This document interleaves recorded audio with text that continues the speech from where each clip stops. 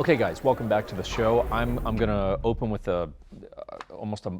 like, look, this is good stuff here. You're gonna want to watch this because I actually really thought about this to go. Look, there's a lot of talk right now that are a question, if you will, are we in a housing bubble? And just to acknowledge, I know I look like shit. We all look like shit on the set today. Just go with it. It's just kind of the way the day's going. Are we in a housing bubble? And man, it's tricky, but I'm going to present to you an argument for how we could be right now and how we could be heading for some dicey times for homeowners. Okay, so stay with me. I've been getting more and more sort of bullish on the idea that, man, I think we're getting into dangerous territory right now because there's a lot of qualified human beings, like successful human beings, that they just can't buy a house right now because everything's just insane and so overpriced and everything. And it's like, well, that's a problem. This isn't something to celebrate. And I was talking to a guy that I know locally about this the other day, and he texted me and he's like, well, how's everyone paying for all these houses? Like, why are we in problematic territory? So let me just kind of break down for you how we could potentially get to bubble territory. So here's the deal, guys. Right now, based on my information and just sort of talking to people and everything, everyone's paying, as a rough average here, $30,000 to $100,000 more than homes are listed for. Okay, so something gets listed at $400,000 and someone's going to pay $430,000 to $500,000 for that house is what it's going to wind up selling for. We just had a house $435,000. We made an offer at $445,000 and they got offers over $480,000, right? So that's $50,000 over on a basic price point house at this particular day and time. So people are paying $30,000 to $100,000 over. Let's say that interest rates keep going up and they go up to 7 to 10%, right? Which I think is very feasible if you want to know the truth. 7% on a $400,000 house is an increase of $1,000 a month compared to when you bought that $400,000 house at a 3% interest rate, right? Extra $1,000 a month. So if we get to that point, and now essentially the money is more expensive to borrow, the buyer pool is going to begin to significantly drop, right? AKA demand is going to shrink. The supply of listings is going to begin to pile up and they're going to take longer to sell. Why? Because there's less demand. There's less people that are willing to spend that extra $1,000 a month because of the interest rates. You get where I'm going? So because the listings are increasing, right, and they're sitting on the market longer, buyers are going to begin to make buyer's market offers. AKA they're going to say, hey, your house that's $500,000, it's been sitting on the market for the last month, 2 months, 6 weeks, something like that, and go, instead of giving you $500,000 for it, I know you need to sell it and you're not getting any offers, I'll give you a $460,000, right? And they might settle in at $470,000, which is where it sells for. Okay, cool. So prices begin to drop at that point because the demand has decreased because of the raising interest rates, which means that the supply goes up, which means that the prices people are offering are going to go down. Basic supply and demand economics. So here's where the bubble comes in, okay? And I really thought about this and I'm like, ooh, I'm starting to see it. So, and I'm not trying to scare you, okay? Like, I'm not a doom and gloom guy, but I really just, nothing I'm telling you here is particularly debatable. So if we're getting into in potential bubble territory because people are paying more for things than they are worth.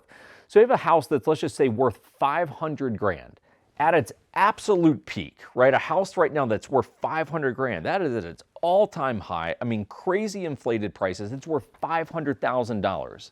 But you paid $550,000 to get it because it's so competitive that even though it's worth $500,000, which is already inflated, you had to throw an extra $50,000 at it. So now you're $550,000 into this house. Now the market, because of the supply and demand with interest rate thing that we just talked about, takes a 5% hit, let's call it. Okay, cool. So now that $500,000 house is worth $475,000.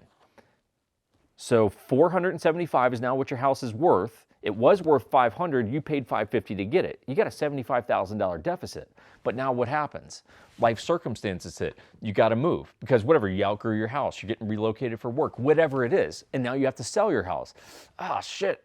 Not only are you $75,000 in the hole, now you got like a chunk of closing costs because now you're paying commissions and everything. So 6%, let's call it, between commissions, closing costs, everything on a house that's 475 grand is 28,500.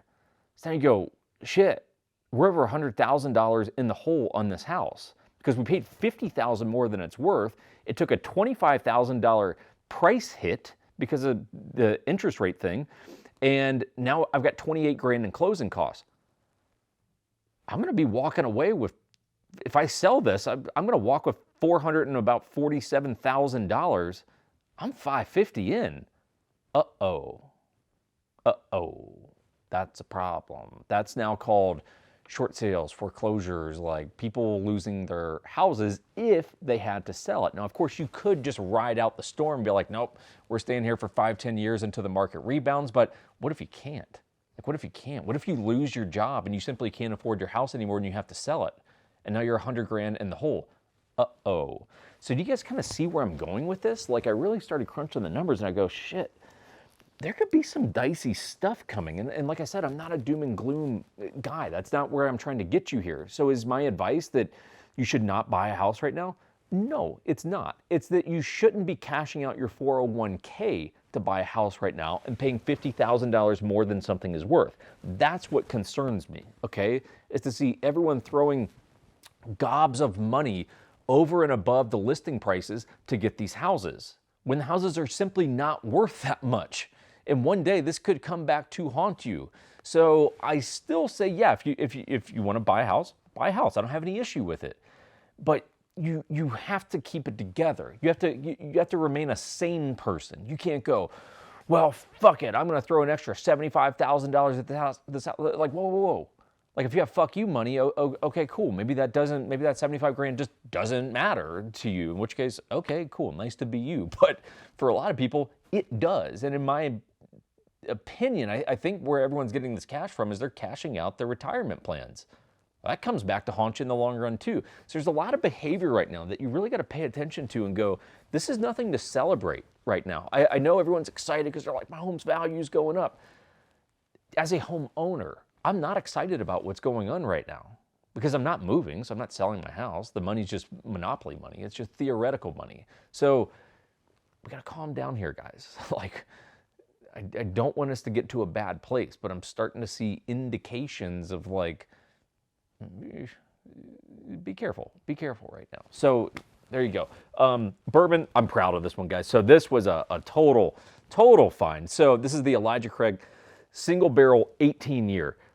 This is really good shit. And I got it on allocation just from a local shop at MSRP, which is like $150. And they go for like $400 on the secondary market. So like, so exciting to walk into a store and see that they just put out a case of this and you could snag a bottle at the MSRP. So I'm stoked about this. This is one of the nicest bottles that I have, and this will get saved for a special occasion. So do not expect for me to report back anytime soon on how it is. I already know it's going to be great. It's going to take me a minute. I need a moment to celebrate in order to pop that bad boy. So I hope you guys are doing good. If you need real estate help, let us know. If you have real estate questions, let us know. It's actually quite helpful for me to hear, here are questions that I have about the home buying or home ownership process. Could you answer this? Because it gives me very easy content that I can do. I can just answer your questions instead of having to come up with all this shit. So let me know if you need anything. And beyond that, take care. We'll see you guys soon.